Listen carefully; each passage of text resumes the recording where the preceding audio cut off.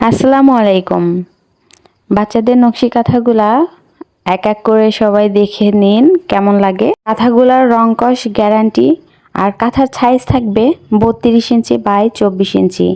কেউ যদি colour customised করতে চান সেটাও করে দেওয়া যাবে, সুতার কালার কাস্টমাইজড করতে চান সেটাও করে দেওয়া যাবে। তাছাড়া কাঁথার যে সাইজটা কেউ যদি ছোট বড় মানে সাইজে বড় বা ছোট নিতে চান সেটাও দেয়া যাবে। আর এই কাঁথাগুলা কিন্তু 2 পার্টের হয়ে থাকে। সাধারণত এই কথা সবাই জানে, কাস্টমার আপুদের উদ্দেশ্যে বলছি, তারা তো জানে যে বেবি কাঁথাগুলো 2 পার্টের হয়। তো 2 পার্টের কাঁথা অনুযায়ী আমি দাম বলে থাকি। আর যদি সেটা থেকে কেউ 3 পার্ট বা 4 পার্টের নিতে চাই সেক্ষেত্রে একটু দামটা বেশি থাকবে। আমি এখানে ভিডিওতেই বলে দিলাম, আপনারা যদি নিতে চান তাহলে অবশ্যই জানাবেন। আর পাইকারি বা খুচরা দুভাবেই বিক্রি করা হয়। সেটার জন্য যদি পাইকারিতে নিতে চান মিনিমাম তো 20 পিস নিতেই হবে। পাইকারি 20 পিস নিলে সেক্ষেত্রে ডেলিভারি চার্জ সম্পূর্ণ ফ্রি দেওয়া হবে। আর পাইকারিদের ক্ষেত্রে প্রথমে অর্ডার করতে গেলে 500 টাকা অ্যাডভান্স বিকাশ করে অর্ডারটি কনফার্ম করতে হবে। কারণ এটা হচ্ছে কাঁথার যে মূল্য থাকবে সেখান থেকে 500 টাকা তাকে কেটে নেওয়া হবে, কিন্তু ডেলিভারি চার্জটা নিতে হবে না। ডেলিভারি চার্জ সম্পূর্ণ আমাদের খরচে পাঠানো হবে। কাঁথা সম্পর্কে তো সব কিছু ডিটেলস বলেই দিলাম। এখন আমি একটি পার্সোনাল বা একটি ব্যক্তিগত কথা বলি।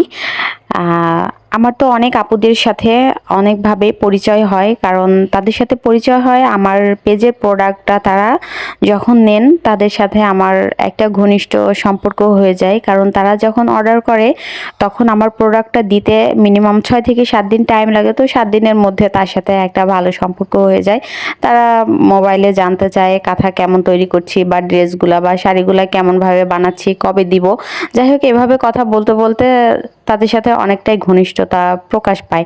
তো এতদিন আমার যাদের সাথে কথা হয়েছে না কেন, তো সবাই থেকে আমি খেয়াল করে দেখলাম যে সবাই প্রোডাক্ট নিতে চায় তার সন্তানের জন্য বা অনাগত সন্তানের জন্য নিতে চায়। তো আজকে আমার একটা আপুর সাথে কথা হয়েছে, সে আসলে বাচ্চাদের এই কাঁথাগুলা আর বাচ্চাদের নিমা এবং ন্যাপি এই 3টি প্রোডাক্ট কিনতে চেয়েছেন, তবে সে তার বাচ্চার জন্য কিনতে চায়নি। সে অর্ডারটা করার পরে সে বলল যে আপু আমি এই কাঁথাগুলো নিচ্ছি আমার প্রাক্তনের বেবির জন্য। তো তার কথাটা শুনে আমার একটু কেমন লাগলো যে প্রাক্তনের বেবি। তখন আমি বললাম যে ও আচ্ছা। যাই হোক, উনি বলল যে ভাবতে পারেন আপু, আমি আমার প্রাক্তনের জন্য, প্রাক্তনের বেবির জন্য আমি হচ্ছে কাঁথার অর্ডার করতেছি। মনে আমি কতটা কষ্ট জমা রেখে আমি এই কাজটা করতেছি। আমি বলছি আসলে হ্যাঁ, খুবই কষ্টের। তখন যাই হোক আমি ভয়েস দিয়ে তার সাথে কথাগুলো বলছিলাম, কারণ তখন আমি রান্না করছিলাম, রান্নার কাজে ব্যস্ত ছিলাম। তখন আমি পরে একটু ভয়েস দিয়ে বললাম যে আপু এখন তো আমি রান্না করছি, SMS করতে আমার খুবই কষ্ট হচ্ছে। তো আপনি কখন ফ্রি থাকবেন বলেন, আপনি বললে আমি আপনাকে কল করব। তখন বলল যে আপু আমি তো 2টার দিকে ফ্রি থাকবো, তখন আপনি আমাকে কল দিয়েন বা SMS দিয়েন। আমি বললাম যে আচ্ছা ঠিক আছে। তখন আমিও কাজটা শেষ করলাম। আমি আমার ছেলের খাওয়া দাওয়া কমপ্লিট করে আমি যখন খেতে বসলাম তখন দেখি যে অলরেডি 2:30 বাজে হয়তো। তখন আমি নক দিলাম যে আপু আছেন? তখন উনি বলল যে হ্যাঁ আপু আছি, খাচ্ছি। তখন আমিও বললাম যে হ্যাঁ আপু আমিও খাচ্ছি।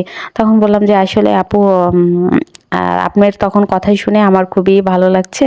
তো আসলে আপনার প্রাক্তনের বেবির জন্য আপনি প্রোডাক্ট কিনছেন, সেটা কেন কিনছেন? তখন উনি বলল যে আমি আমার প্রাক্তনকে অনেক ভালোবাসতাম, সেই ভালোবাসা থেকেই আমি তার বেবির জন্য আমি কিছু গিফট করতে চাই। যাই হোক, এই হচ্ছে ভালোবাসা। ভালোবাসা বেঁচে থাকুক মানুষের মাঝে সারা জীবন।